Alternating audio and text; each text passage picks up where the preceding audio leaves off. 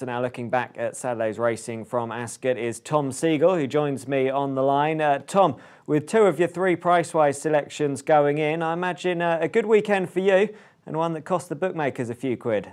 Well, it would have been better if the third one had gone in. The Gary Moore treble, I think, would have cost them a few quid for sure. You know, they were pretty obvious selections, weren't they? They both won very easily last time out. It's just that they're competitive races and things have got to go right. And luckily, for a change, they did. And in terms of future winners, Tom, which race to concentrate on? Vino Griego at Ascot or Well Refreshed at Haydock?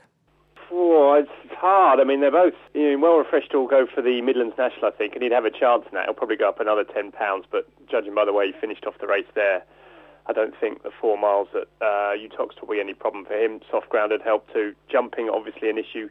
Utox is not that difficult a jumping track, I never think, so that should be in his favour. Yeah, I think he'd obviously have a good chance there at Ascot. Yeah, I thought the main point to take out the Vino Griego race was probably Kappa Bleu's run. I thought he ran a really good national trial, did everything right, stayed on well. I watched the national, last year's national about 5 times during the week, and I sort of got the impression that Kappa Bleu, they were sort of scared he wasn't going to stay the trip, so they rode him quite defensively, and he sort of finished off best of all, really, stayed on as strongly as anything. And so next year, I think, or in April, I think they'll ride him much more prominently, and yeah, I think he's probably going there with a good chance. But it's Vino Griego running right up to the great form at Cheltenham, goes on to make it another win here. Vino Griego the winner, Kappa Bleu a great national trial in second. Well, the big race of the day was the Betfair Ascot Chase. Really interesting contest this. What was your view? Had Q-Card got Captain Chris's measure when that one blundered 2 out? It was hard to say. I think there were upsides really, weren't there? I thought Q-Card had plenty left. The thing about Q-Card, I think, is that he likes dominating. He likes to be able to see his fences. He gets all flustered around other horses, I think. And as you could see on Saturday, even if he doesn't meet a fence quite right or he's hesitant into them, he can be a bit sort of stuttery. So I think his chances of in the Ryanair, a lot depends on how sort of the race goes for him. If he can get it out front and see his fence and everything, I think he'd have a good chance. But then when you've got Champion Court in there, and a few others that like to front run too. So whether he'll be able to just be knocked out of his rhythm, it's a big possibility. I think he's much more likely to finish second in the Champion Chase than win the Ryanair. So it's a tricky one for Connections to go for.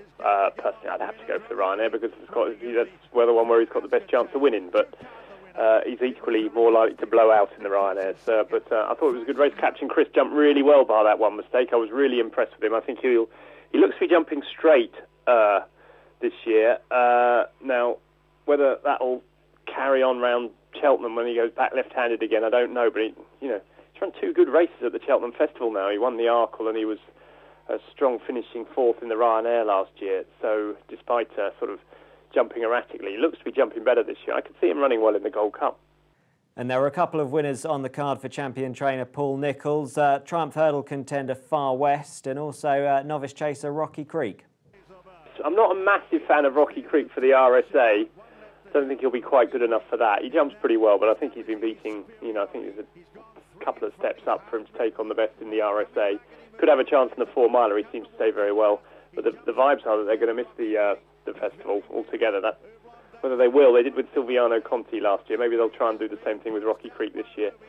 If that's the case, that's fine by him. I'm not totally convinced to win the RSA. Far West was really impressive. I mean, the thing I thought about Far West before the race was that he was just a bit of a slogger, a slow old stayer like some of those other Paul Nicholls Triumph Hurdle of horses been. Sort of got better as they got up in trip. Having said that, obviously there's Arkander and Celestial Haydo, so he's the man with the best record in the Triumph Hurdle over the recent years.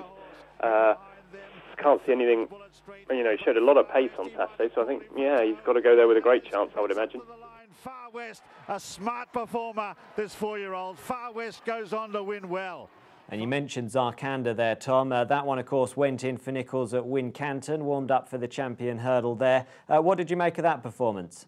Yeah, I mean, he just did what we expected to do. But I like Zarkanda. He's jumping really well. That's what I like about him at the moment. I think he's jumping as well as any hurdler around. He's really fluent at his hurdles. So you've got to remember that he's in all his runs this season. He's had 3 runs. He's sort of been in slowly run races where he's had to sort of do a lot of the donkey work himself. I think if you remember back to his Triumph Hurdle and his Betfair Hurdle runs, he's best off the pace. He's best from coming off a strong pace. I think there's plenty more to come from him. champion hurdle, he'd be definitely near the top of my shortlist. And with Cheltenham in mind, anything else take your eye on Saturday, Tom? At Ascot, back at Ascot, I thought that I wouldn't give up on River May, who was second to Far West. That was a nonsense of a race. They all went really slowly, but I think he's still a good horse. And Up and Go, a horse I saw in a point-to-point in a field in Ireland last year. I went over for a Cheltenham preview, and the winner of the 4-year-old maiden there was Up and Go, and he looks to have, they paid a lot of money for him after that win. And it looks like it's justified. He looked really good when slamming a few decent horses in the opener at Ascot. So there was plenty to get stuck into as far as Cheltenham was concerned. Whether any winners remains to be seen, but they were all well worth good trials, and and lots of good stuff to take out of them.